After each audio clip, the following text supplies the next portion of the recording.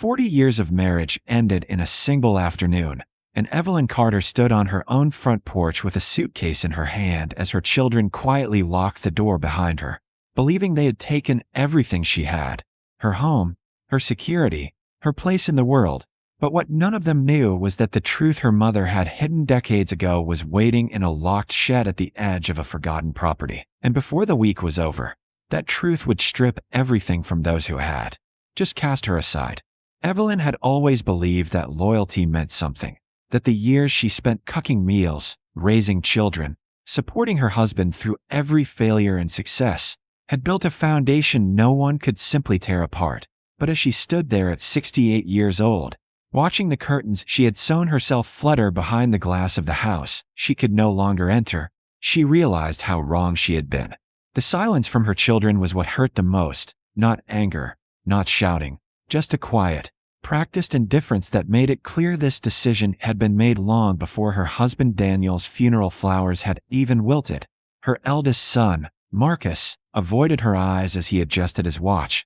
Her daughter Lila stood with her arms crossed like this was an uncomfortable obligation she wanted to finish quickly. And her youngest, Aaron, kept glancing at his phone, as if the moment would pass faster if he didn't fully acknowledge it. "Mom, you'll be okay," Lila said, her voice carrying that careful softness people use when they're trying to sound kind without actually being kind. "We've made arrangements for your things." And Evelyn followed her gaze to the driveway where a small truck was already loaded with boxes, her life reduced to labeled cardboard, ready to be sorted, donated, or discarded by strangers who had never known what those objects meant. She wanted to ask how it had come to this, wanted to remind them of the nights she stayed awake when they were sick, the sacrifices she made when money was tight, the way she had stood beside their father through years when his business barely survived. But the words stayed trapped in her throat because the expressions on their faces told her something she wasn't ready to accept. They had already rewritten the story of her life in their minds, and in that version, she was no longer essential. Daniel had always handled the finances, always insisted it was easier that way, that she didn't need to worry about paperwork and accounts, and she had trusted him, not because she was naive, but because that's what marriage was supposed to be: trust, partnership, shared life. And now that trust had left her with nothing, no name on the house, no control over the accounts, no legal claim to the life she had spent 40 years building. "You can stay somewhere temporary," Marcus added, finally speaking, his tone clipped and practical, the same tone he probably used in meetings, "until you figure things out." And Evelyn almost laughed at the absurdity of it, because what exactly was she supposed to figure out at 68, with no savings, no home, and no one willing to stand beside her? The neighbors pretended not to watch, though she could feel their eyes behind curtains and half-open doors, the quiet judgment of a world that always noticed when something went wrong, but rarely cared enough to understand why. And as Evelyn tightened her grip on the worn handle of her suitcase, she felt something inside her shift, not break, not shatter, but harden into something quieter and more dangerous than grief. She had spent her entire life being what others needed her to be: wife, mother, support system. And now, standing on the outside of the only home she had known for decades, she realized that none of those roles had ever truly belonged to her. They had been borrowed, dependent on the acceptance of others, and the moment that acceptance disappeared, so did everything else. "Where will you go?"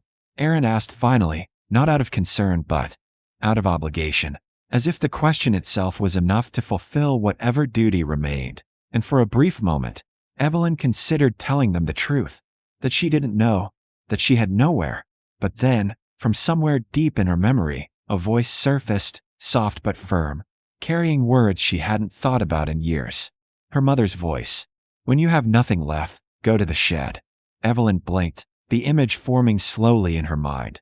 The old property on the edge of town, overgrown and forgotten, the small wooden shed that had always been locked, the one place her mother had never allowed anyone to enter, not even her, not even as a child. It had always seemed insignificant, just a storage space for things that no longer mattered, and yet her mother had treated it like something sacred, something protected, something meant to remain untouched until the right moment. Evelyn lifted her head, her gaze steady now in a way it hadn't been just minutes before. "I have somewhere to go," she said quietly, and the change in her voice made her children pause, just for a second, as if they were hearing something unfamiliar. "Mom, don't be stubborn," Marcus replied, already dismissing whatever she might say. That old place hasn't been used in years, but Evelyn didn't argue, didn't try to convince them, because for the first time in a long time, she didn't need their approval or understanding. She turned away from the house, from the life that had just been taken from her, and began to walk, each step carrying her further from the version of herself they had just discarded and closer to something she didn't fully understand yet, but could feel waiting for her. Behind her, she heard the door close, the sound final and unmistakable, but instead of breaking her, it pushed her forward, toward the only place left in the world that might still hold something meant for her. The road to her mother's property was longer than she remembered, lined with trees that had grown wild over the years, their branches reaching across the path like silent witnesses to everything that had been lost and forgotten. And as Evelyn walked, the weight of the past began to settle differently in her chest, no longer a burden pulling her down, but something sharper, something that demanded to be understood. By the time she reached the edge of the property, the sun was beginning to dip, casting long shadows across the overgrown land, and there, barely visible through the tall grass and tangled vines, stood the shed, small, weathered, and still locked, just as it had been all those years ago. Evelyn stopped for a moment, her breath steady, her heart no longer racing but focused, as if some part of her already knew that whatever was inside that shed was not just a memory of the past, but the key to everything that had just been taken from her. And as she stepped forward, reaching into her bag for the old key her mother had pressed into her hand so many years ago, she realized something that would change everything. She had not been left with nothing, she had been led here. The lock resisted at first, as if the years had fused it shut, but Evelyn Carter didn't stop, her grip tightening around the rusted key her mother had given her long ago, her breath steady despite everything that had led her here, and when it finally snapped open with a sharp crack, the sound cut through the silence like something long buried had just been forced back into the light. For a moment, she stood still, her hand resting on the door, a strange hesitation creeping in, because whatever waited inside this shed had been hidden on purpose, protected for decades, and a part of her knew that opening it would change everything she believed about her life. Slowly, she pushed the door open, the wood groaning softly, and a faint smell of dust and age drifted out. But what she saw inside wasn't neglect or clutter. It was order, intention, as if time had been kept out deliberately. In the center of the shed sat a single wooden chest, worn but strong, placed with care, as though it had always been meant for her to find. Evelyn stepped inside, her footsteps quiet, her focus narrowing as she knelt in front of it, and after a brief pause, she lifted the lid. Inside, everything was arranged neatly. A stack of documents tied with string, a bundle of letters wrapped in faded ribbon, and a photograph resting on top. She picked up the photograph first, her eyes narrowing as she took it in. Her mother, younger but unmistakable, standing beside a man Evelyn had never seen before, his presence unfamiliar yet significant enough to send a ripple of unease through her. Setting it aside, she reached for the documents, untying them carefully, and as she unfolded the first page, her breath caught. It was a deed. Not just any deed. The legal ownership of the land she was standing on, along with additional properties she had never heard of, all clearly transferred, all bearing one name. Hers, Evelyn Carter. She flipped through the rest, faster now, her hands no longer shaking but deliberate, uncovering records, legal confirmations, proof layered upon proof, each page dismantling the life she thought she understood. Her husband had never truly owned what he claimed.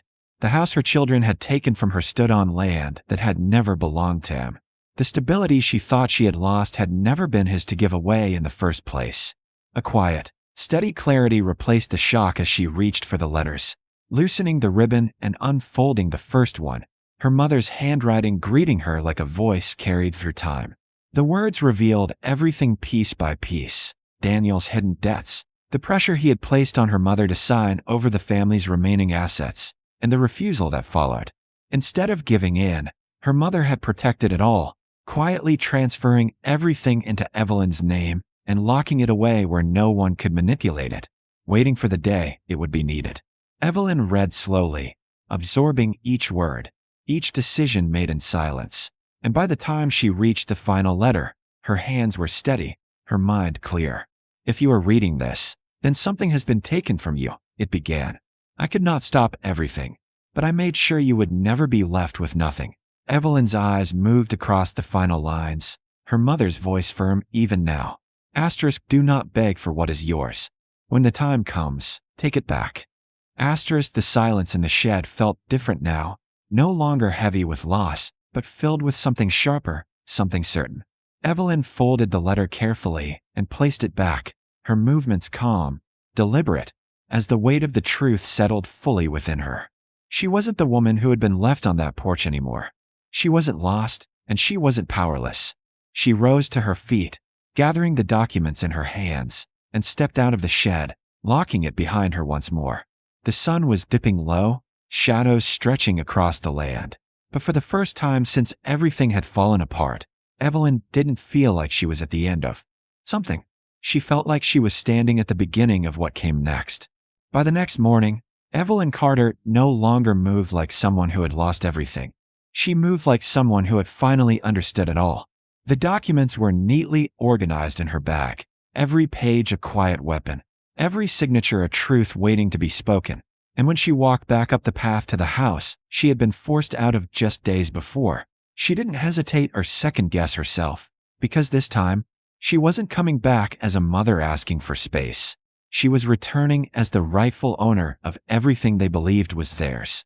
Her children were caught off guard when they opened the door, their expressions shifting from confusion to disbelief as she stepped inside without waiting for permission, her presence calm but unshakable. And when Marcus tried to speak, to question why she was there, she didn't raise her voice or argue. She simply placed the documents in front of them and let the truth do what it was meant to do. At first, they dismissed it, their reactions almost automatic. But that confidence didn't last, because paper doesn't lie, and neither do legal records that have been buried too long. The silence that followed was heavier than anything they had given her before, thick with realization as they began to understand what they had done, not just morally, but legally. The house they had claimed, the control they thought they had secured, all of it rested on land that had never belonged to their father, never belonged to them. And as that truth settled in, the balance of power shifted completely. Evelyn didn't rush, didn't gloat, didn't need to. Her calm was enough. "You didn't just take a house from me," she said quietly, her voice steady in a way that made it impossible to ignore. "You assumed I had nothing left." She paused, letting the weight of that sink in before adding, "That was your mistake." What followed moved quickly, because once truth is exposed, it doesn't wait.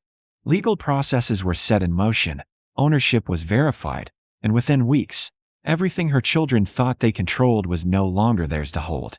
The house was sold, the assets reclaimed, and Evelyn walked away not just with financial security, but with something far more valuable: her independence, her dignity, and the quiet strength that came from knowing she had rebuilt herself without asking anyone for permission.